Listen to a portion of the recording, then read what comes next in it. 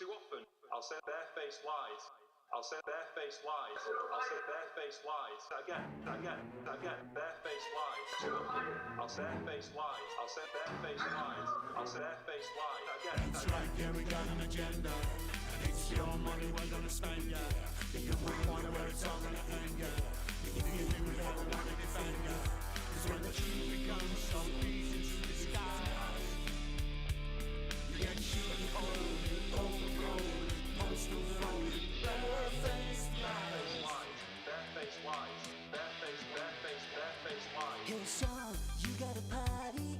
You got that little party going on there. Keep to the left, you can't think right, so everything you do goes wrong, yeah. Incompetence just leads to disaster. Corruption brings it on even faster. What you say? That's right, yeah, we got an agenda. And it's your money we're gonna spend, yeah. Do you wonder where it's all gonna end, yeah? Do you think we ever wanna defend, yeah? Cause when the truth becomes so easy to disguise, you get shooting cold, overgrown, postal phone, barefaced. That's right, yeah, we got an agenda. And it's your money we're gonna spend, yeah. Do you wonder where it's all gonna end, yeah? Do you think we ever wanna defend, yeah? Cause when the truth becomes so easy to disguise, you get shooting cold, overgrown, postal phone, barefaced lies.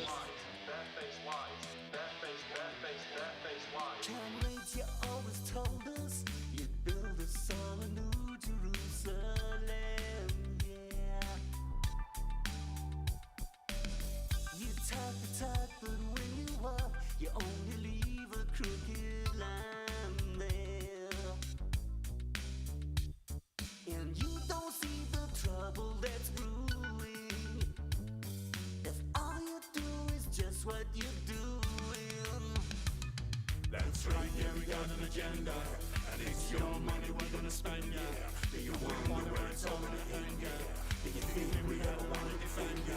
Cause when the truth becomes so easy to disguise, you get shooting cold, overgrown, postal phone, barefaced lies. Is this where you wanna be? Debts and childhood poverty. Oh, somebody set us free from this corrupt kleptocracy. Oh yeah. Barefaced lies. That's right, yeah, we got an agenda. And it's your money we're gonna spend, yeah. Do you wonder where it's all gonna end, yeah? Do you think we ever wanna defend, yeah? Cause when the truth becomes so easy to disguise, you get shooting cold, overgrown, postal phone, barefaced. That's right, yeah, we got an agenda. And it's your money we're gonna spend, yeah.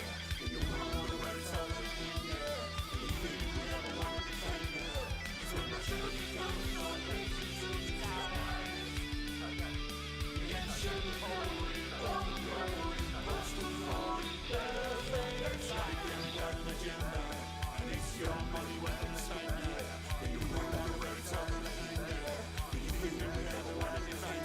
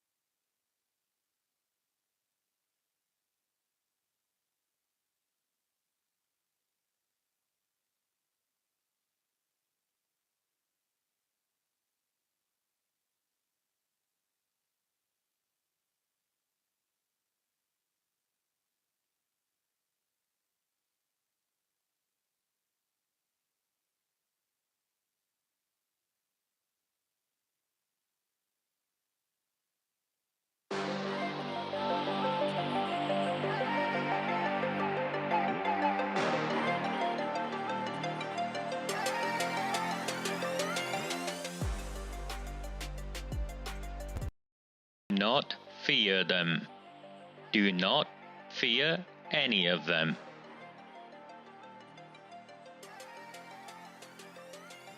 On the 20th of November 2003, James Ignatius O'Rourke McMahon was elected councillor for the Failsworth East Ward of Oldham. Deeply ambitious, he ruthlessly rose to power, and by 2011, he was already leader of the council. In 2015, exploiting a Labour Party loophole, he became MP for Oldham West and Royton. If only the people of the town knew then what they now know. Do not fear them. Do not fear any of them.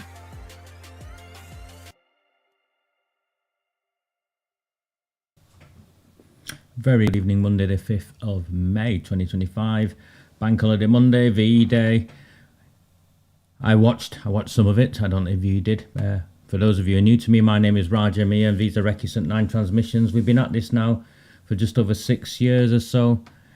We started as a very, very small community in Oldham. We've now spread across the country. Now, the work I do, the work the community does is really straightforward. We've been campaigning for a public inquiry into the cover-up of the grooming gangs, as many of you know them, and we have been exposing how this issue is not something that takes place in isolation. There's an underlying rot that includes the Labour Party, Islamists, a whole host of Pakistani sectarians, and everything that is wrong with multiculturalism in modern day Britain today. So that's what we've been doing now for 6 years, and if you have got on this journey and you are starting to hear about the cover-up of these gangs, and you're starting to hear people talk about it's all about the votes and the need to keep certain communities happy, that progression in thinking at least at some level has had something to do with our relentless campaigning in this town. And one of the key events that escalated this was a letter that Oldham Council sent to the Home Secretary asking for a public inquiry. It was Jess Phillips who responded several months later, rejecting it. That letter we published in January, New Year's Day, and that's what escalated this latest wave of public interest and indeed public outrage. So that letter from Oldham Council only went as a consequence of 5 years, at least 5 years, of campaigning at a very local level and removing Labour Party politicians at the ballot box until we'd removed enough of them so that this letter could go to the government. And the government by this time was a Labour Party government. When we started it was a Conservative government, but by the time the letter went it was a Labour Party government, and they rejected it, and they've paid a price since. So that is who we are, and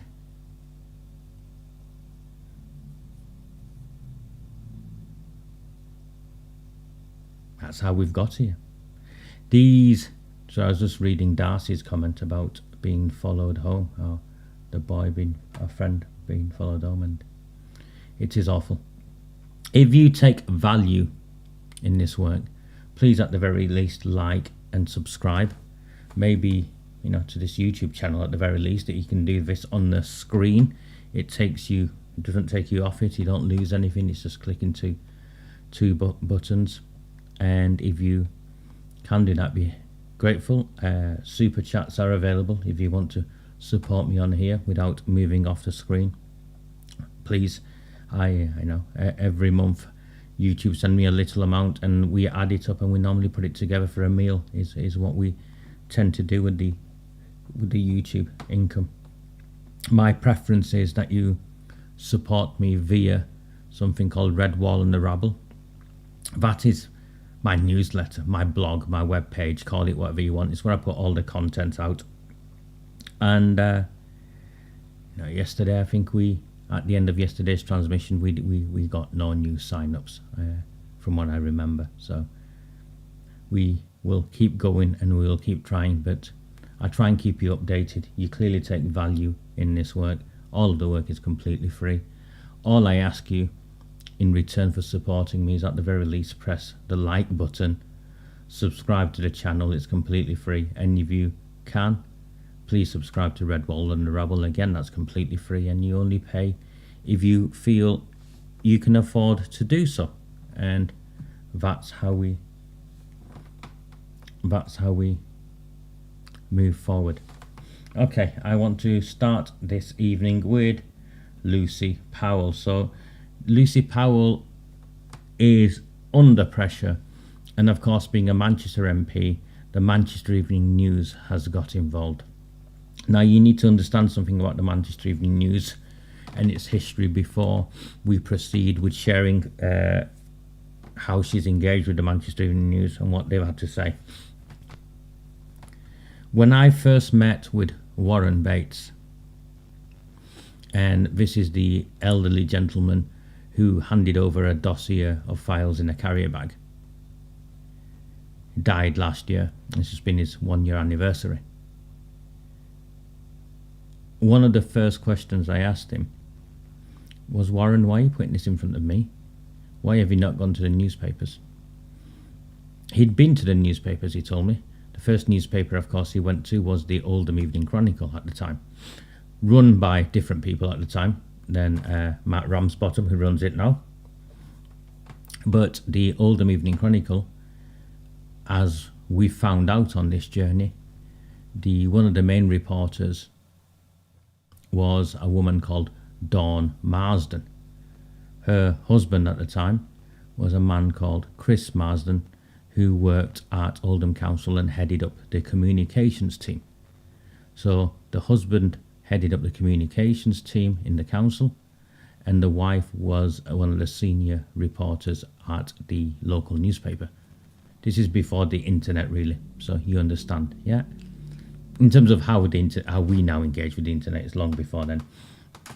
So there's that husband and wife team, and he said to me, Roger, we went to the Oldham Evening Chronicle. I sat there for hours on end, and they wouldn't run with it. We now know that of this husband and wife team, a woman called Shelley Kipling, who is now the chief executive of Oldham Council, worked underneath Carl Marsden. So they suppressed the story from the council's end. And then Dawn Marsden, why would Dawn Marsden do that? Well, Dawn Marsden now is a member of Angela Rayner, Deputy Prime Minister's team. So they got nowhere with the Oldham Evening Chronicle, knowing that the council was suppressing. And what I'm telling you what the suppressing is, not just the cover-up of the grooming and gang rape of children, they were suppressing children being dragged off the streets into shisha bars, picked up from outside school gates, dragged into cars, taken away to be systematically groomed, gang raped, tortured, and trafficked. And the Oldham Evening Chron wasn't interested. I then asked him, well, why didn't you go to the Manchester Evening News? Warren Bates told me he did. And Hughie MacDonald, the councillor, also did. They went to the Manchester Evening News, and they went to a woman who was the chief sort of investigations officer or something, a senior editor, senior sort of reporter there, and they covered it up. So Roger, they covered it up. The loyalties are with the Labour Party, and the Manchester Evening News covered it up. No ifs, no buts. That's exactly what happened. And when I started writing and campaigning on these issues, the Manchester Evening News was quickly mobilised to attack me, to smear me. The reporters turned up to the courtrooms where I was being tried to harass me and intimidate me. Stood outside taking my photographs. Remember, this is a newspaper that refused to run stories on the convictions of Arud Shah, that's the leader of Oldham Council's close criminal associations. And yet here I was being stitched up and the Manchester Evening News was a key partner in that. Again, there's no ifs, there's no buts. The Manchester Evening News works in partnership with the Labour Party in the places where I come from. And throughout my interactions with the Manchester Evening News, at one point, they drove me to, I have no shaming saying this, to the verge of suicide, where they'd put my pictures in the newspapers in such a way where they were making it out as though I'd harassed a woman. And this woman's name was Gail Hadfield Granger, who was a close associate of Arood Shah, a Labour Party campaigner. They kept all of that out. And of course, I never harassed her. They'd just made it up. They'd fabricated it. She'd fabricated it. The police had fabricated it. And the CPS had gone along with it. And the evidence she'd presented was completely falsified. And when it was finally going to be tested in the court 3 years later, during which time my mother had died, the Manchester Evening News had been whipping it up and whipping it up. And the case collapsed because Gail Hadfield Granger had decided she was going away to Greece, Ayia Napa, I think,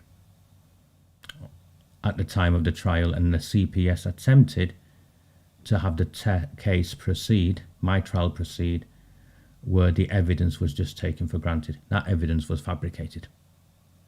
The case collapsed, and that was that, and that was the Manchester Evening News neck deep in this. So, as far as my experiences are concerned, the Manchester Evening News is complicit in the cover-up of the grooming and gang rape of children across Greater Manchester. Not just in Oldham, but across Greater Manchester. So I'm not at all surprised that the Manchester Evening News has been mobilised.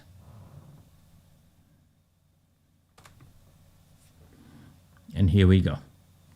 Apologetic Lucy Powell deeply regrets upset of a dog whistle put down during grooming gang debate. The Manchester Central MP appeared to describe the grooming gang issue as a dog whistle during a Radio 4 debate. Well, she did not appear to describe it, did she? As a dog whistle. There was no appear, there was no maybe about it. It's what she did. And it was also her tone in which she did it.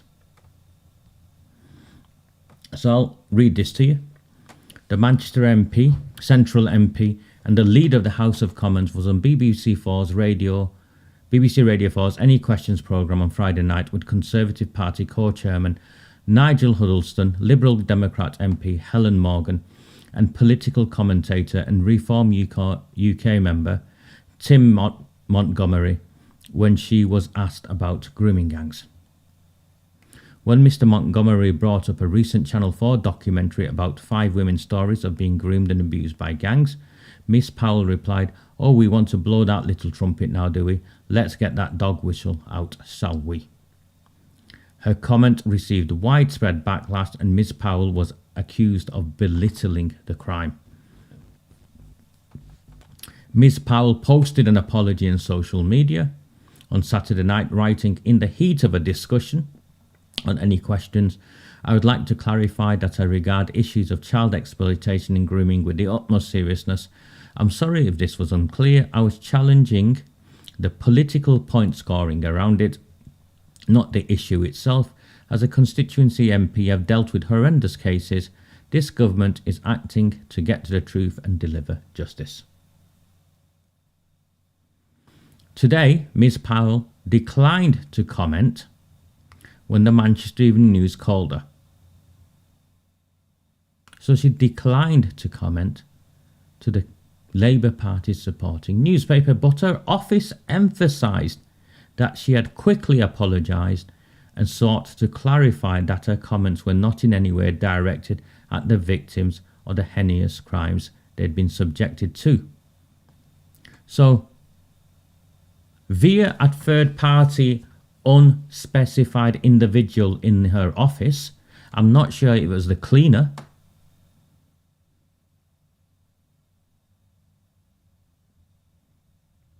or the intern, this statement was issued.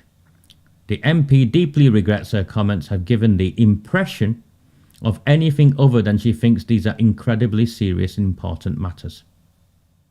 That's right. If her comments have given the impression. Again, we are the thickos.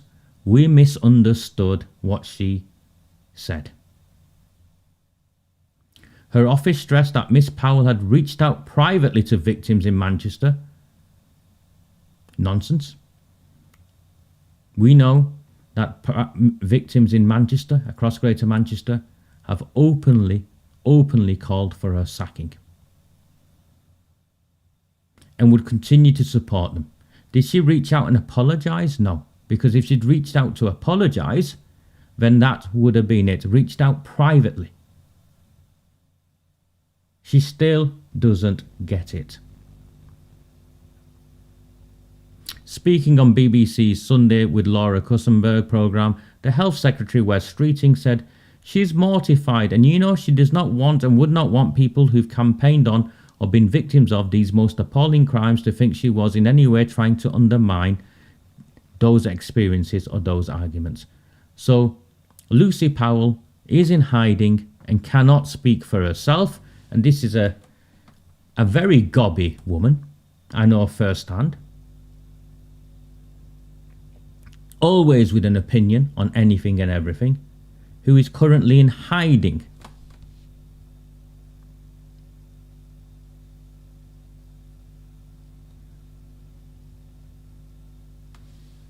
And has got either an intern or the office cleaner to issue a statement. Streeting continues, "I think the point she was trying to make," so he doesn't know what the point she was making. He is second-hand guessing the point she was trying to make. And the point I would make, well, you can make your own point, mate. But she's not told you that's the point she is making. You're interpreting her because you're trying to defend her. And that's exactly what Wes Streeting is.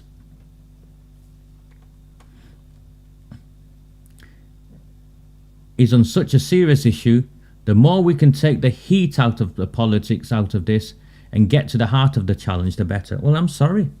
If your daughter, Wes Streeting, was smacked over the head repeatedly and with a baseball bat rammed up her vagina so she'd go and agree to be gang raped by 4 men at the same time, with another dozen waiting outside to take turns on her, perhaps you'd understand why there is heat in this issue. If you understood how this cover-up across, in the main, Labour Party-run councils, including Manchester, Lucy Powell's own constituency, were members of the Pakistani rape gangs, had a get-out-of-jail rape-who-you-want card issued to them via the environment in which our society operates, then perhaps you'd understand why the heat exists in the politics.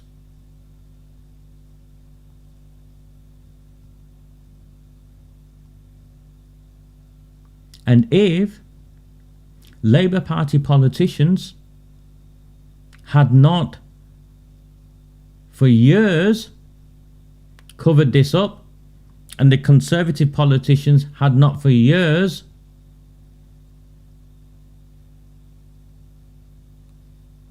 been too inept to understand the severity of what has taken place, then perhaps then we would not have needed to have made it about politics.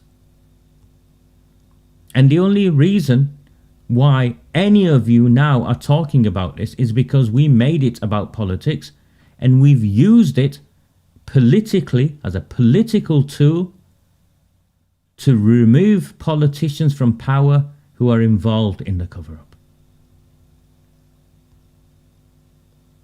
So perhaps all of that is a reason why this is to do with politics. And of course, the question asked of Lucy Powell was not political. The only question asked of Lucy Powell when she agreed to go on a Radio 4 program where she sat with other politicians, do you think she's going to be asked? She's going to be asked questions where her political perspective is being sought. And the question itself was not actually a political question. The question was, have you watched the Channel 4 documentary?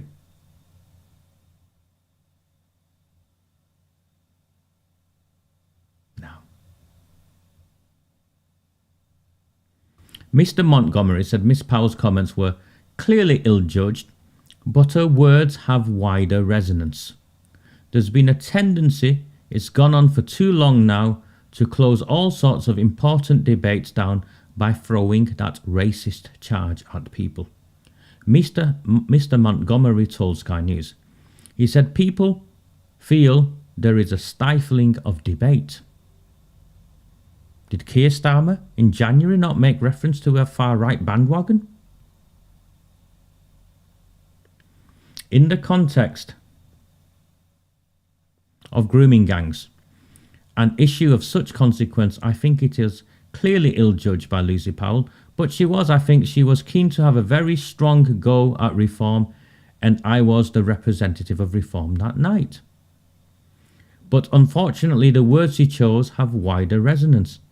And I think the only trouble, if she really is to get in trouble, is if survivors come out in large numbers and object to what she said.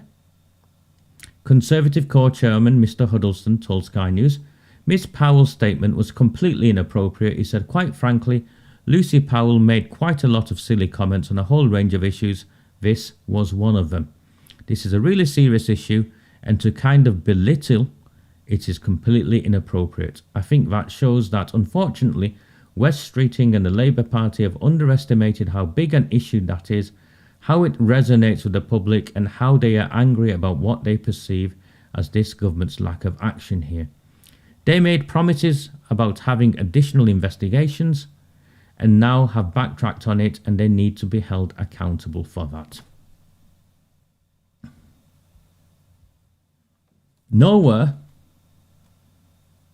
is in that story an apology or any quote from Lucy Powell about deeply regretting it. Apologetic Lucy Powell deeply regrets.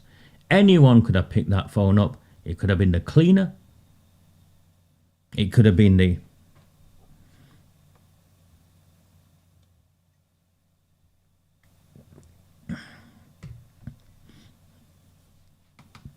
chicken shop drop-off man. It could have been anyone. She won't even speak and issue a statement, but the MEN are trying to cover for her and saying apologetic Lucy Powell deeply regrets. If you deeply regret something, you face the cameras. You issue a statement. You face survivors. You don't privately reach out to survivors. Which survivors have you privately reached out to, Lucy Powell? No. And to this day, I cannot find her anywhere objecting to the cover-up of the grooming and gang rape of children, white working-class children, by members of the Pakistani rape clans. Manchester Central MP Maggie Oliver's clear, Operation Augusta, Manchester shut down. And she's also very clear that a serving police officer at the time was involved, at least one serving police officer in the time was involved in the rape gangs.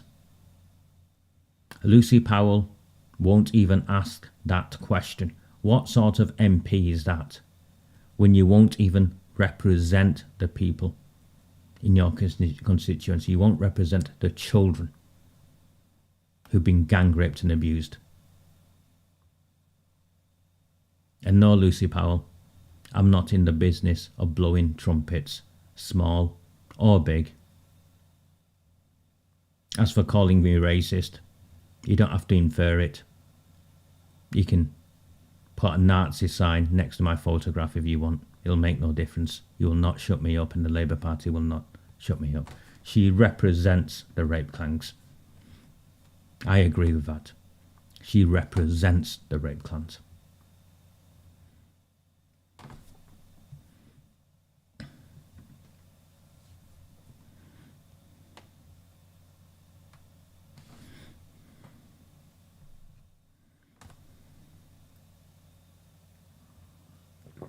You see how the Manchester Evening News are doing what they do?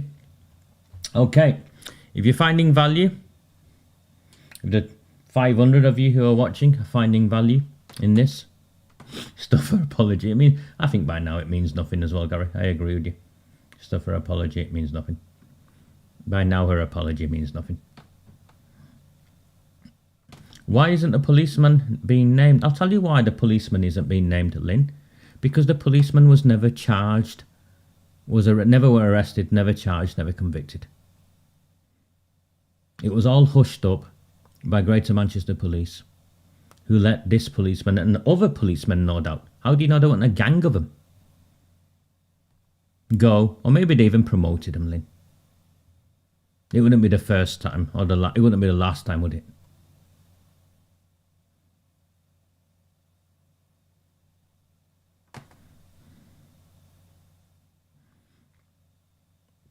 Lucy Powell, of course. I had to remind myself, I forgot, because I do know, you know, she knows who I am. I've sat in rooms with her, and I still remember when I first came across Lucy Powell. It was before she became an MP. And this is when the, you know, the lines start getting drawn on the, you know, with the pieces of string with photographs on, and everything gets connected. The first time I met a younger Lucy Powell, she was working for, I think it was, she's now Baroness Hughes, Beverly Hughes. She was working for Beverly Hughes, who was a member of the Labour Party cabinet, to do with children and young people in communities. Now, why is Beverly Hughes relevant in all of this? Beverly Hughes, fast forward a few years, was brought in by Andy Burnham to be the Police and Crime Commissioner. Delegated powers, and Beverly Hughes was the Police and Crime Commissioner who oversaw much of Burnham's sham inquiry. She was then, I don't know if she quit, she was moved on, something happened, and they brought someone else in. And here we have the MP, whose job earlier on was with Beverly Hughes. At the time of the rape gangs, I think that's what I'm saying to you, at the time of the, you know, at the height of the rape gangs, that the cases are now coming out, did Beverly Hughes not know at the time? And then how convenient that Beverly Hughes is overseeing what's taking place under Andy Burnham's watch as the Police and Crime Commissioner.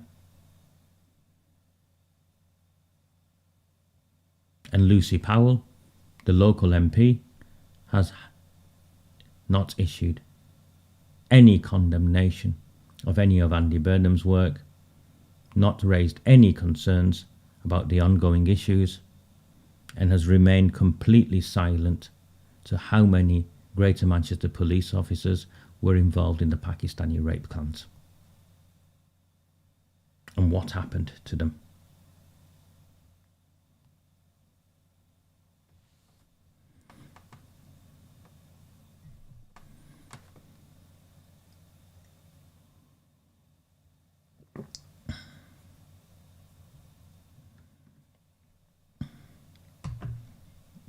And they know me, Victoria. I learned my trade working under them.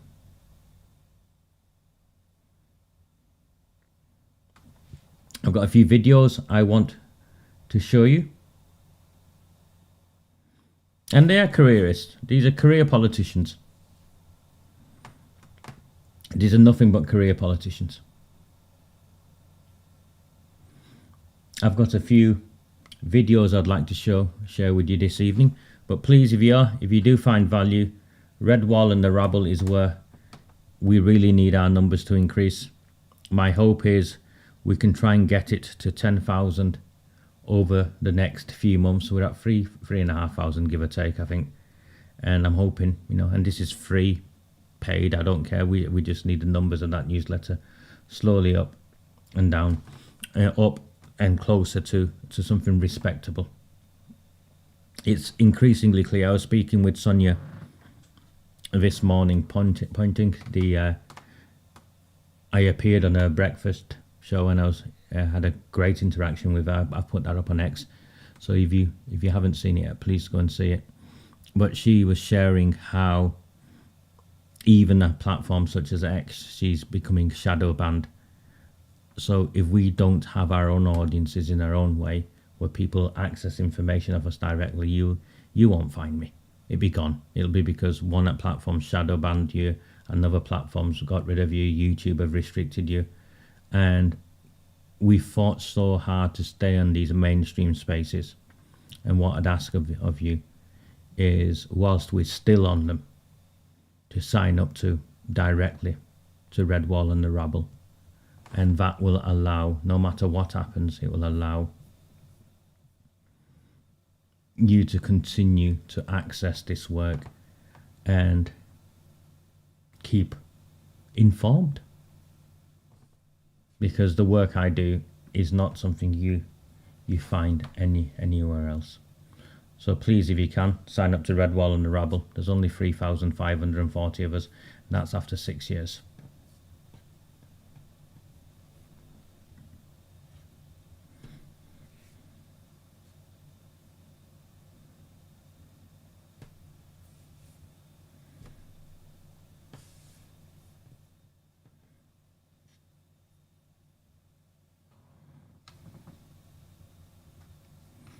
Let me get some videos up.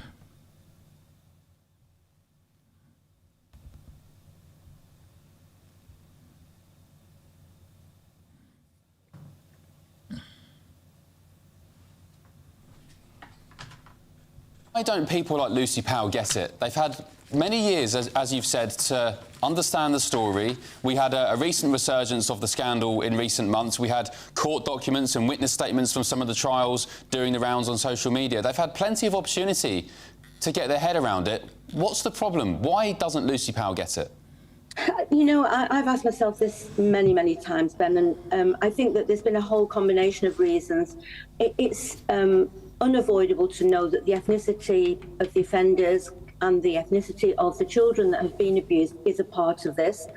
I think that the attitudes towards the children are that they didn't matter. They're seen as in some ways as an underclass, especially on the cases that I've worked on.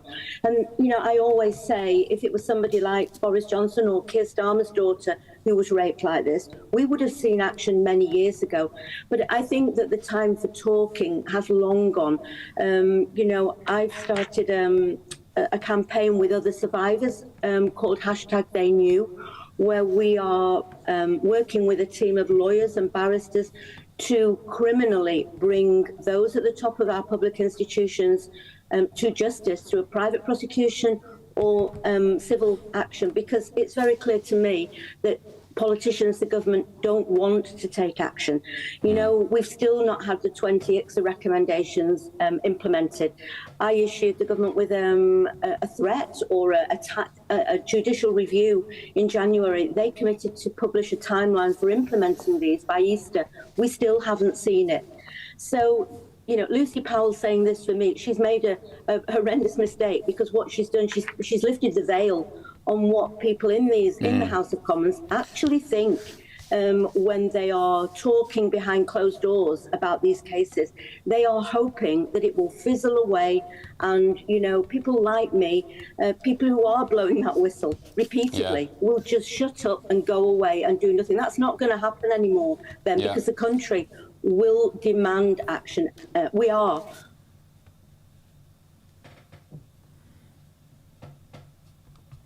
Okay, so that was Maggie Oliver on GB News, where she's, getting angrier and angrier, I think, and she's getting more frank and clear and holding opinions that were once controversial and owning them. And I'm pleased. I'm genuinely pleased she's doing that. So why doesn't Lucy Powell get it, was the question that was asked of her. And she gives 7 reasons. Oh, she makes 7 points. The first point she makes is the racial dimension. Lucy Powell doesn't get it, or doesn't want to get it, because the racial dimension, the perpetrators were Pakistani or Muslim or Asian, whatever identity descriptor you want to use, and the victims were white girls.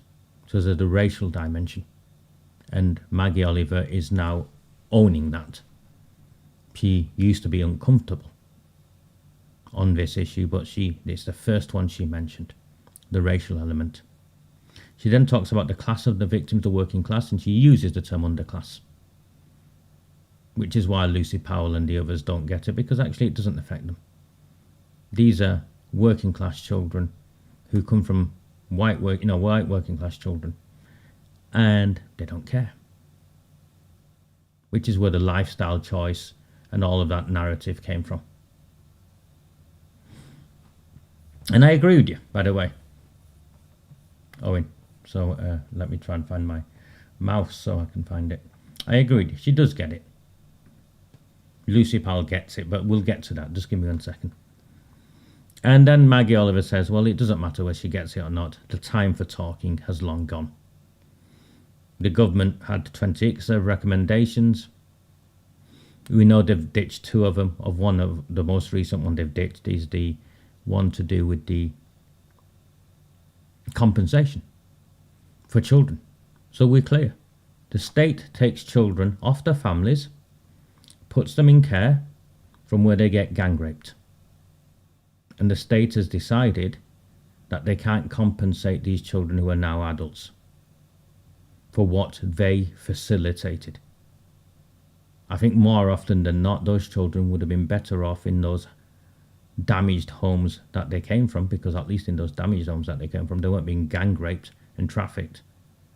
Remember, Ridgway and Newsom, Andy Burnham's expert team came to Oldham and talked about an innovative solution the council had around supporting children who were at risk of being gang raped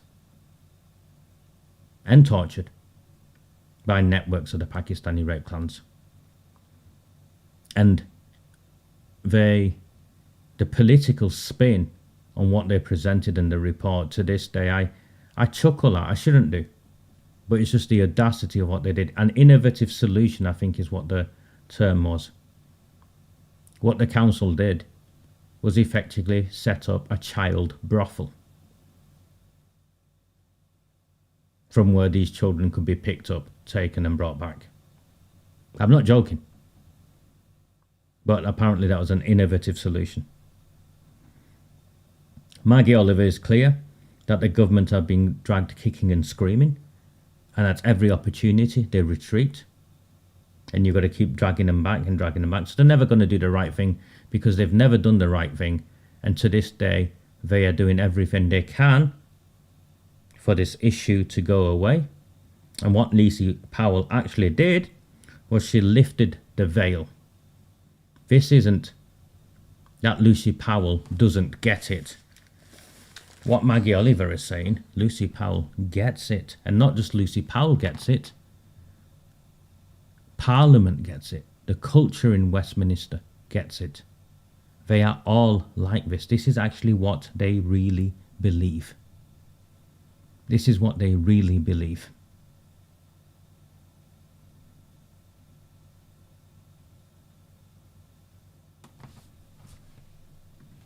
They all get it. And they've all taken a position on it.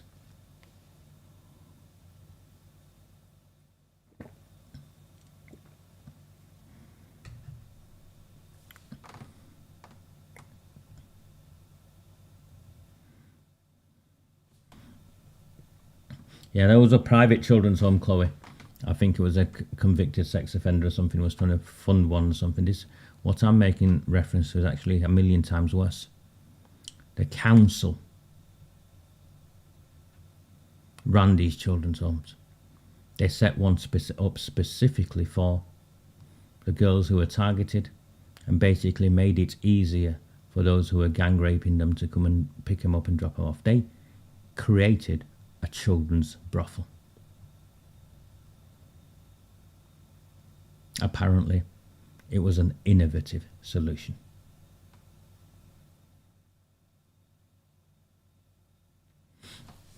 So, that's Maggie Oliver's position, starting position. Let's move on.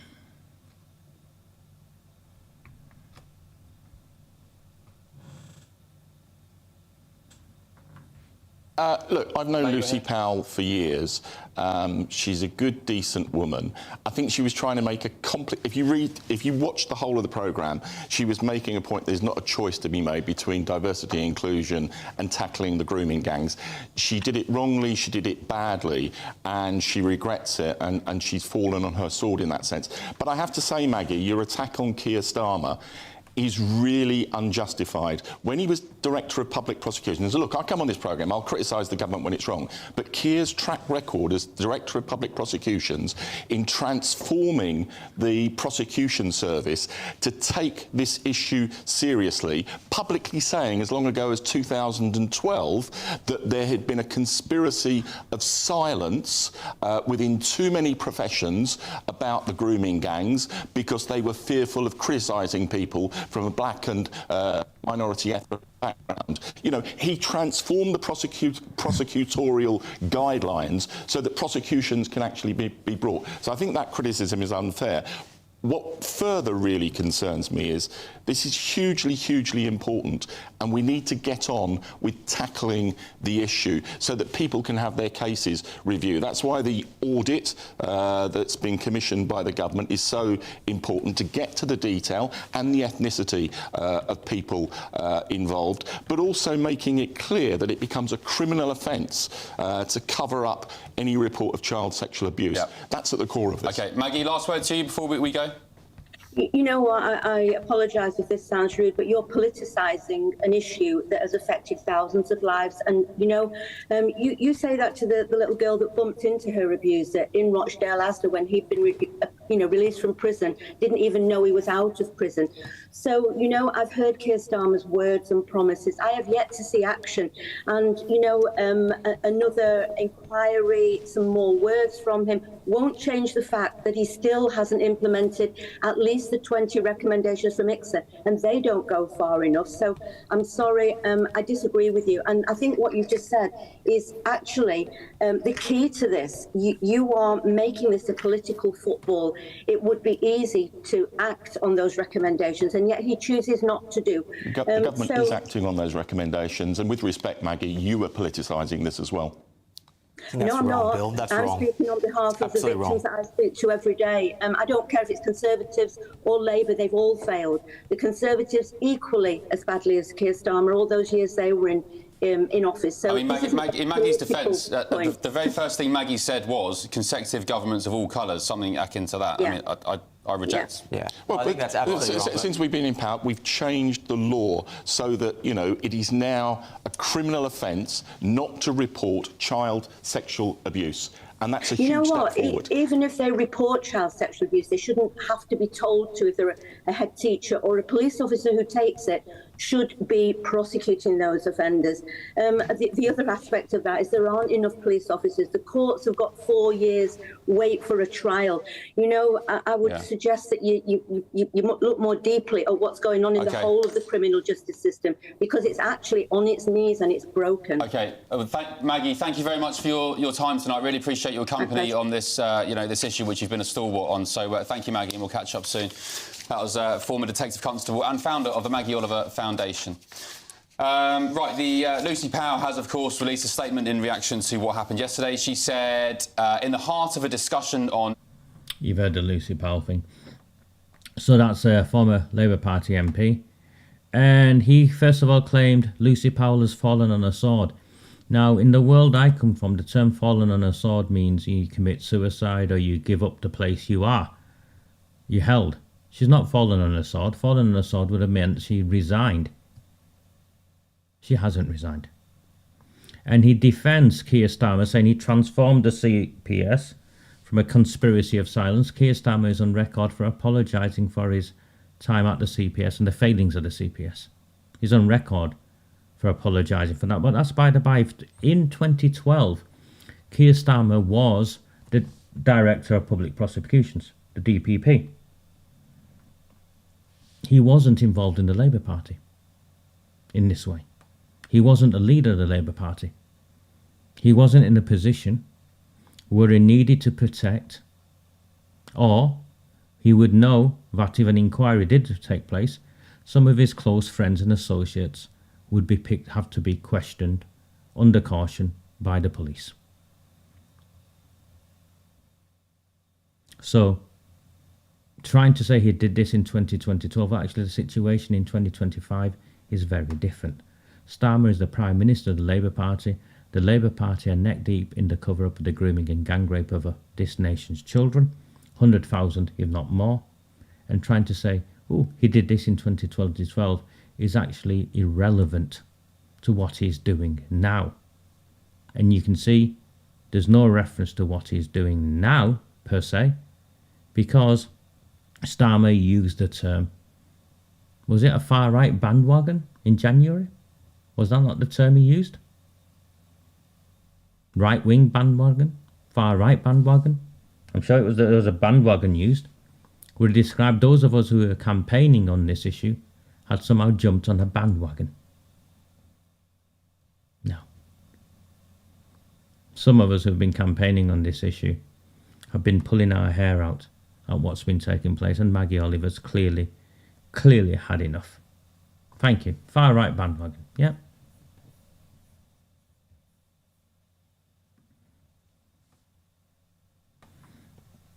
He then makes reference to the audit, the ongoing audit. That's Baroness Casey. Baroness Casey was involved with Andy Burnham in... I'm sure he brought Baroness Casey. Was it Casey who brought Andy on looking into Greater Manchester Police's stuff when they were allegations of him raping and sexually assaulting women in police cells? Of course, nothing's come of that. And this audit, if this audit is so important, why is it already late?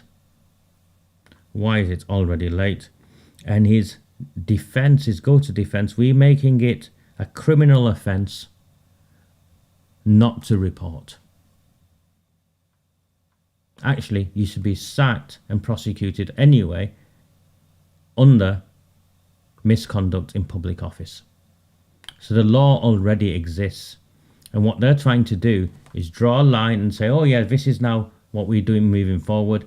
And that means every one of them involved before this law is passed is now immune from prosecution. So that's what is taking place here.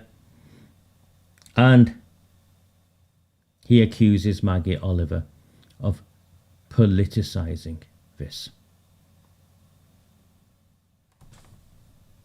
She's been clear that she's been campaigning under various governments and critical of them all, and he couldn't help himself.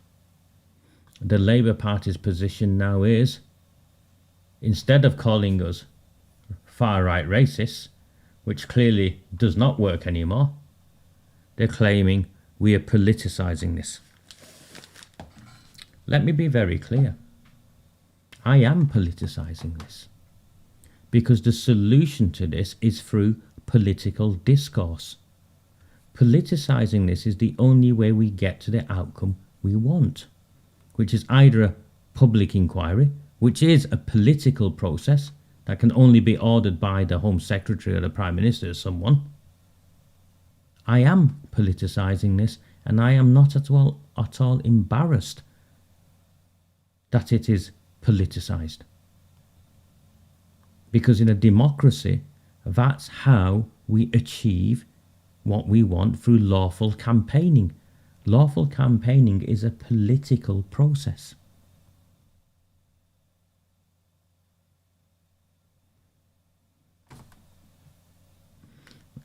Chloe, Ben Habib, you might respect him. I have very little bad to say about him, but that's just bollocks.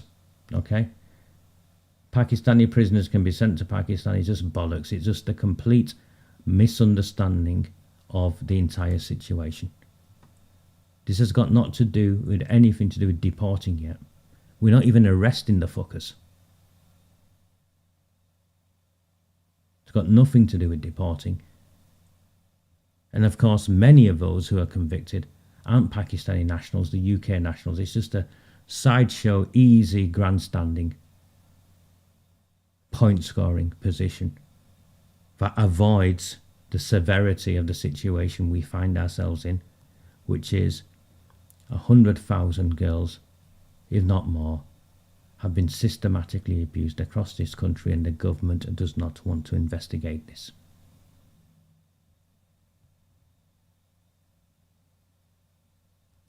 That's what we need to focus on. And you can't extradite these people if it's a violation of their human rights. So we'd have to withdraw from the Equality and Human Rights, the ECHR. Please, all of you, focus on what's important. Because they want you to go down that nonsense road.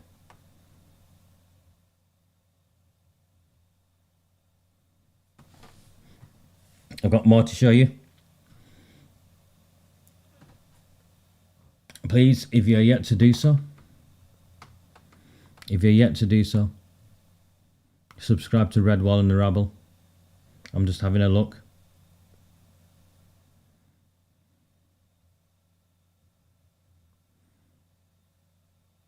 No, we got none yesterday, and we've got none so far today. And I know there are people here watching who are not members, so please, what's stopping you?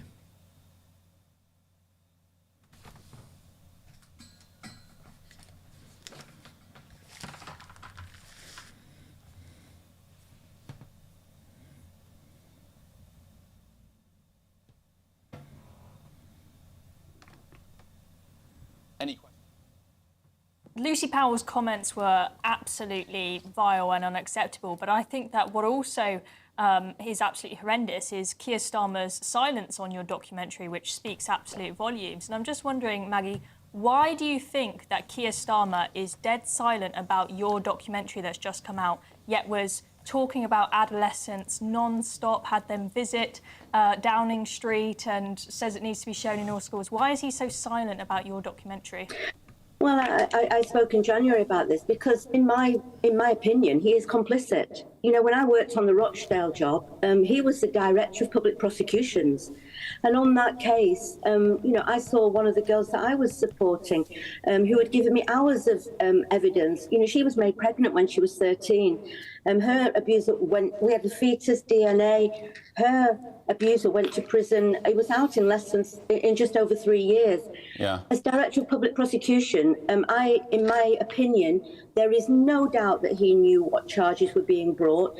And so for me, if he starts to, you know, scratch the surface of this, where is he going to hide? He also accused victims and people like me, whistleblowers, of being far-right extremists. And, okay, well, Maggie...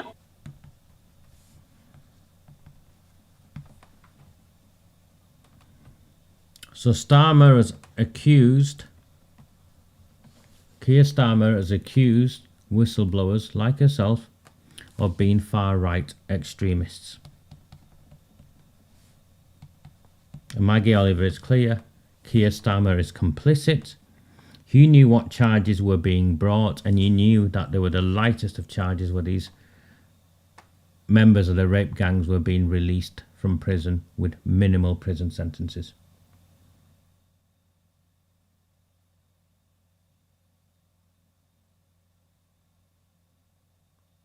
How do you feel? How do you feel about that? Maggie Oliver is clearly stating the Prime Minister is complicit, so we're clear. on what that complicity is the cover-up of the grooming and gang rape of children.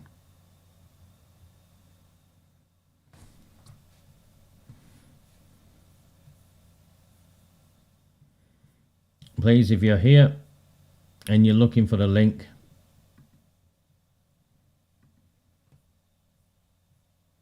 it is pinned right at the top. This is the link to Redwall and the Rabble.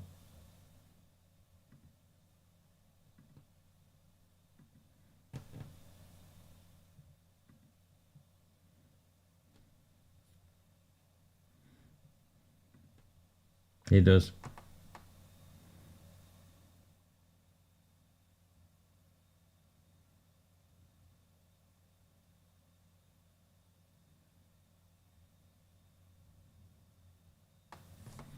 Yeah, I don't, and I don't apologize for this. I move beyond feeling sorry for the girls. It's where they wanted to keep this when as part of their containment strategy. Feel sorry for the girls. Feel sorry for the girls. I'm here to do something about it.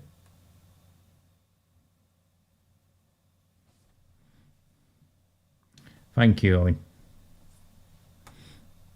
Thank you so much.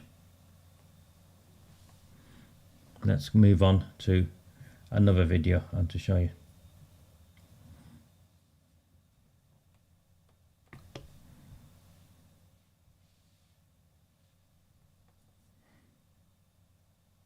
Mr. Speaker, my position is absolutely clear. Where there's evidence, the police should investigate and there should be appropriate prosecutions. That's route number one. Route number two, we should implement existing recommendations, which did expose what went wrong. They weren't, those recommendations were not implemented by the last government. They're being implemented by this government. We are providing for local inquiries. We're investing more on delivering truth and justice for victims than the party opposite did in 14 long years. So that is what Keir Starmer, oh, I didn't even put the, sorry, let me play that again so you can see it. Mr. Speaker, my position is absolutely clear. Where there's evidence, the police should investigate and there should be appropriate prosecutions. That's route number one. Route number two, we should implement existing recommendations, which did expose what went wrong. They weren't, those recommendations were not implemented by the last government. They're being implemented by this government. We are providing for local inquiries. We're investing more on delivering truth and justice for victims than the party opposite did in 14 long years. There you go. So,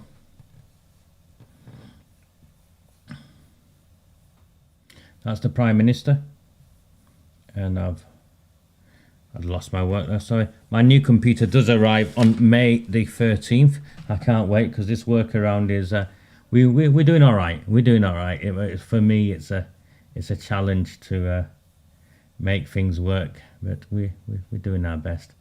Thank you, Roy. Thank you so much. And no, I'm not drained. No, I some of you don't know me, so it's okay. I'm not tired. I'm not drained. This is how I work. It's just I just power on through, and this is how I've been for 6 years.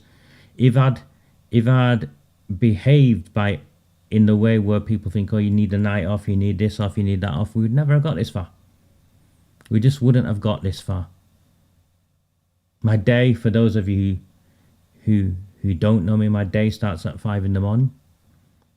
And I finish about 10 o'clock at night, and when I've got transmissions on, by the time I get to bed, it's closer to midnight after I've backed up the transmissions and transferred files and stuff. I'm all right. I'm actually now winning. You're all with me. And the police have stopped trying to put me in prison for the time being. I've not got court case after court case. And I've not been looking after a terminally ill mother. If I was drained and knackered, I'm way past that. That was some time ago. Thank you so much, Roy. I appreciate it. Thank you.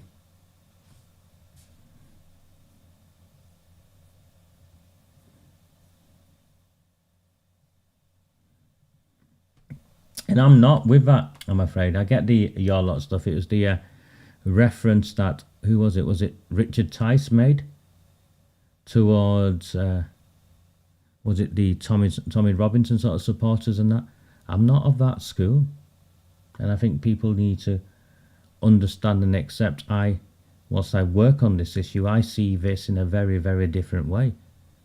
I genuinely believe we need to find a way where people can live together. I'm not for, and I saw it play out a few weeks ago. I think it was the Heritage Party or the Homeland Party, might have been. One of their guys posting under Rupert Lowe's post, I'm a foreigner and I should be deported. I'm not of that lot.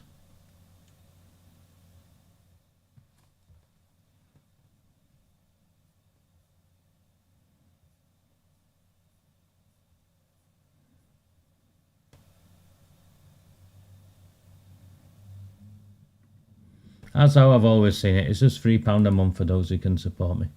And if you can, great. And if you can, it is what it is. Thank you. Thank you so much. Now, I want to play another video, one last video, and then I want to talk a little bit, if it's okay.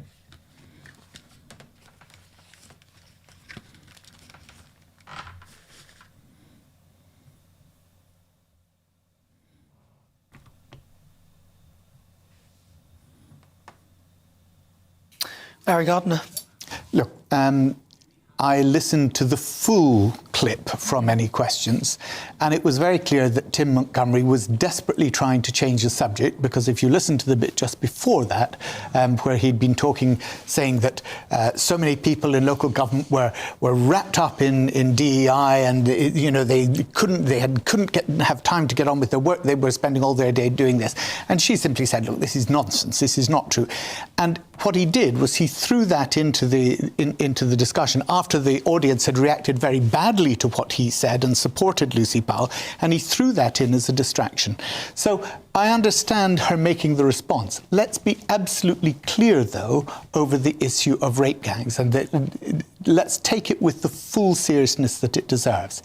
850 people a month are being arrested for child sexual grooming, right? 850 people a month. Now, and they are not all, because very often the prefix to rape gangs or child rape gangs is Pakistani. And that, I think, is wrong. We need to understand that this is a huge problem all across society. That may be true, yeah, Barry. it is. And I do understand that you're saying that you shouldn't focus it just on Pakistani grooming gangs, as it were. But this particular issue and this particular inquiry that they're calling for is one that focuses on... Yeah, but because of the cover-up, Barry. Sure. And this is why it is relevant, because you're conflating two completely different issues. No. Nobody is claiming that every sex offender in this... every child sex offender in this country is Pakistani. Nobody is claiming that. The reason why people use that phrase and people point this out is because the reason the cover-up happened was because, exactly as Tim said, and by the way, I don't think that was Tim didn't accurate, say that, actually. But the reason why is because they were all obsessed with DEI. That is how, for example, you had a council worker attend the, quote, wedding of one of the monsters involved in this with an underage girl. You cannot explain that in any other way other than institutional cover-up from the council, from the police. You can, actually. It's called complicity. It's called complicity. If people were complicit, you can explain. Because nobody wanted to be labelled with the word racist, Barry, and that is why people point this out, and that's why the cover-up has made things infinitely worse, and why there is so much upset in this country. The national inquiry that did take place, not into the specifics as to who was doing it, but the inquiry that went on that we had, which specifically said that where this began to be put to an end was when Keir Starmer was Director Director of Public Prosecutions, and he said he wouldn't have any more of this excusing people because of different cultures. Barry, there are still of it. So you made an allegation about the whole cabinet is wrong here. That's what you said. I said many cabinet ministers share Lucy Powell's view, which is true. The Prime Minister and every cabinet minister. But my point to you is I said they should resign. The national inquiry that has been done, she found out that actually it was the rot began to stop when Keir Starmer insisted that these prosecutions went ahead. Now, the Tories delayed for 3 years, as you well know, didn't put into place a single one of the 20 recommendations made by that report. We began to implement them, and when we did, the Conservatives tried to block it in Parliament. They didn't manage to, but they tried to block it in Parliament, right? And now, what we're looking at is to having the local inquiries that can get to the bottom of what went on locally. Only in certain areas. And yes, there are thousands of perpetrators who are still walking free. Who are still free. There are many, many people who are complicit in the cover-up who are still free, who are not going to in the catchment area of those local inquiries. But look, I spoke... Okay. So that was earlier today. Barry Gardiner. So Barry Gardiner's tactic, so you understand it, is to occupy as much of the time as possible to prevent the other person from speaking. It's a tactic that they teach. Speak as much as possible, which means the other person can't get their points across. So you need to understand that's what it is. Vermin, by the way. I have no time for him. It's absolutely vermin.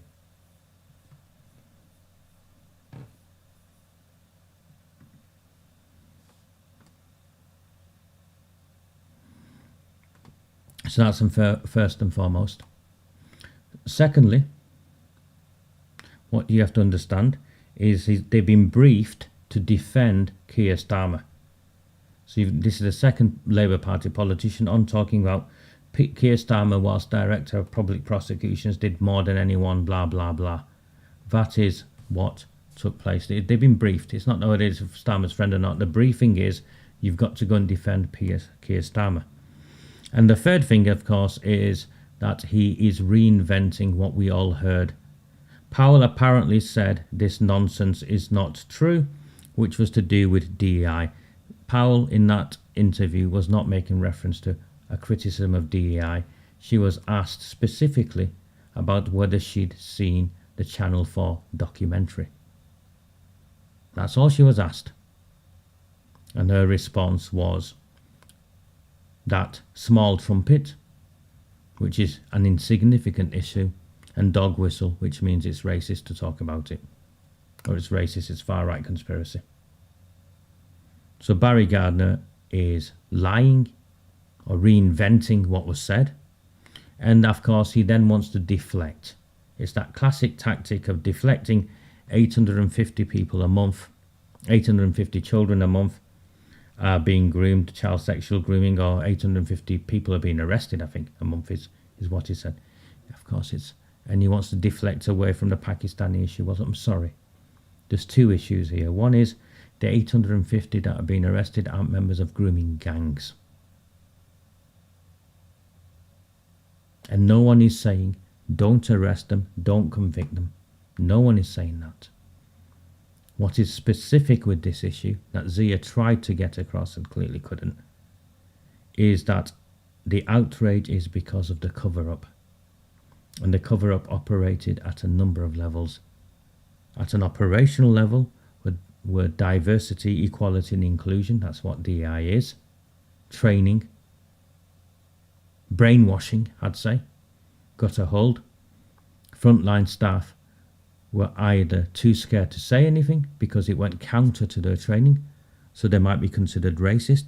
Remember the lad, the security guard, who saw Salman Abedi and wanted to stop him because he had a backpack on and didn't do, in case he'd be considered to be racist? That's the Manchester Arena bomber. That's what DEI training does. It's wrong. We need to get rid of it, and we need to come up with something that is more reflective of the society we now live in. Now, Powell did not object to that. She objected specifically to being asked about a Channel 4 documentary. And Barry Gardiner is trying to cover it up, and then he's deflecting with 850 people. No. The Pakistani rape gangs are something very, very specific. These are racially motivated crimes, and the cover-up is a combination of frontline staff afraid of being branded racist, but more so than that, police officers holding working class girls in contempt, white working class girls in contempt. Maggie Oliver refers to it as an underclass. And what outrages the rest of us as much as anything else is the political cover-up that has ensued since. And that is because, as Simon Danchuk confirmed, that's the former Rochdale MP, Labour Party need to keep hold of the Muslim vote. And if they did something on this issue, they would lose the Muslim vote, the Pakistani vote. And I have no issues with Pakistanis. Let me get this straight. I think someone put something up there about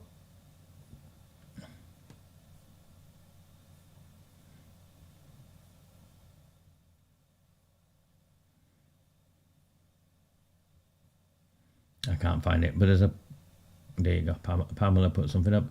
I know many decent Pakistanis that I grew up with, and they're decent, peaceful people. You might know many decent Pakistanis, Pamela. But whether you like it or not, the data clearly shows that this issue of the Pakistani rape gangs is real. Pakistanis are overrepresented. There's a Freedom of Information report, information released from West Yorkshire Police only this week. Connor Tomlinson, I think, has written and published something extensive. I'll go through with it. I'll do that tomorrow, which clearly shows the overrepresentation. And if you believe Pakistanis are all decent, I'm afraid you're very wrong, because the history of Pakistan is one where rape genocide has been promoted repeatedly. They used it under Hindus and Sikhs in 1947 when Pakistan was created. They used it under Bangladeshis in 1971, and they've come to the United Kingdom, and culturally this is a cultural practice that no one has stopped them to say you cannot gang rape people. And they've come here and they've continued that barbaric practice, and it might be a small subsect from within that community, but in all my time I have not seen the mass protests from the wider Pakistani community in the way they protest about Gaza or Palestine or the satanic verses.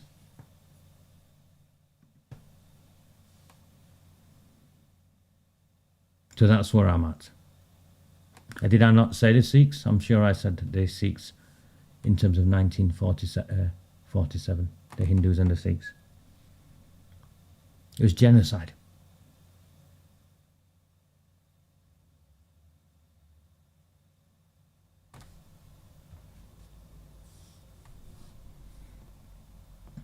So Maggie's on a journey, and you can see she's clearly positioned herself. She's not for compromising here, is she? Nor should she be.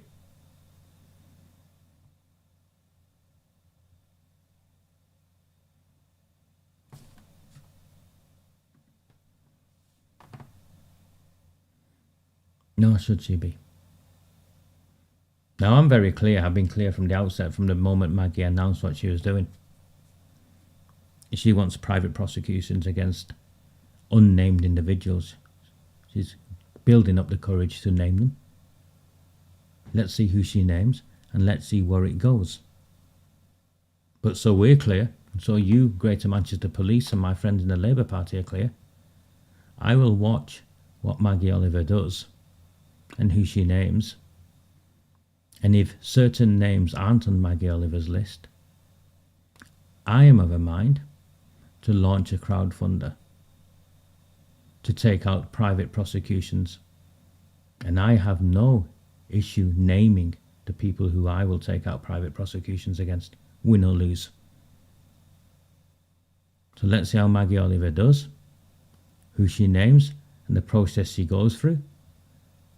We've been at this for a long time, and we'll be at this for a number of years more. And I'm very clear. If certain names aren't on Maggie Oliver's list, we will put the evidence out there yet again and say these are the police officers who need to be privately prosecuted. These are the politicians who need to be privately prosecuted. And we will crowdfund. And by that time, the templates will have been established. We will know what we need to do to win or what we need to do to avoid losing. And we will take private prosecutions out against some of the most senior ministers on His Majesty's government.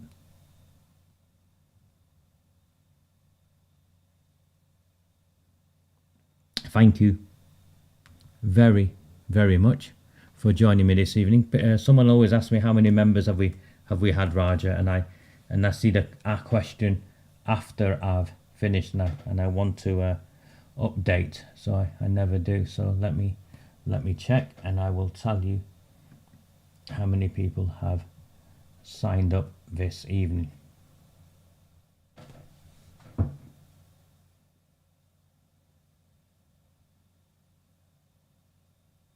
Five.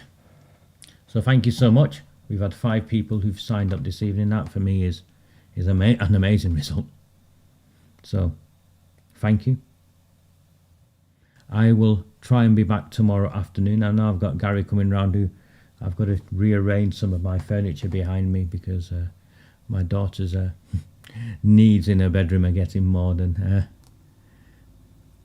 I've got the space for. So we're doing some rearranging. So hopefully I can get that done in the morning, and we will be back tomorrow afternoon where I want to run some live workshops. I want to run some workshops. We're getting close to it. I think I've settled on Zoom. I've looked at the payment plan for Zoom and how much it'll cost me. So I think we've settled on Zoom, and what I want to do is host live workshops where 16 of you at a time can come on, and I'll talk to you and I'll educate you on these issues, on 1, the rape gangs, and 2, the electoral fraud, and 3, how to navigate this. I call it racial resilience, where they've weaponized race, and how to navigate it so we can successfully fight back. My name is Raj Emir. A very, very good evening. Do not fear them. Do not fear any of them.